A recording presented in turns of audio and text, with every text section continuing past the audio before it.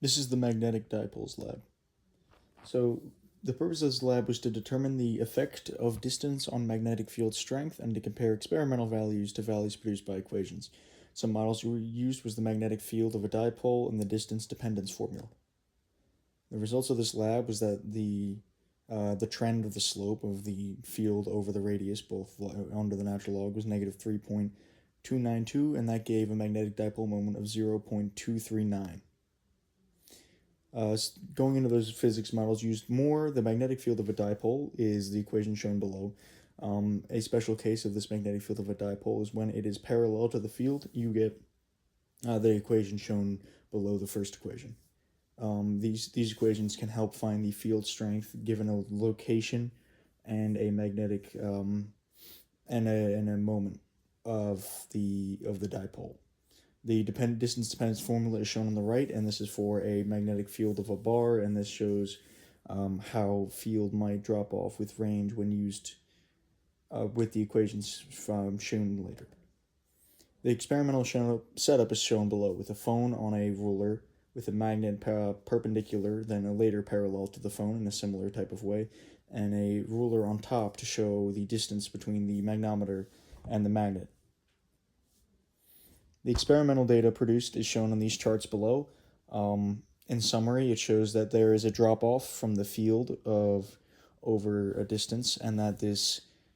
drop-offs, when plotted with the line of best fit, give a slope of negative 3.291 and a constant of negative 16.857, both of which will be used in equations later on to figure out the magnetic dipole. The off-axis data is shown below as this will be used in a different manner for the 45-degree calculations for glow script. The calculations can be seen on this slide with the slope being taken into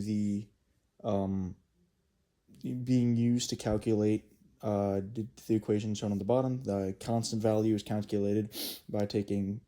by exponentiating both of the terms with e to give 4.776 times 10 to the negative 8, and the very complicated equation on the right is used with many of the values calculated above in the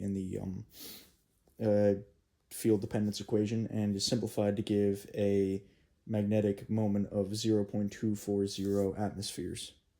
0.24 amps per meter squared. The important parts of the code are shown now, with the observation axes being the perpendicular and parallel axes a certain distance away from the magnet, shown on the left. Each of these perpendicular axes are shown are calculated using the equations in the top right, showing the field equations being used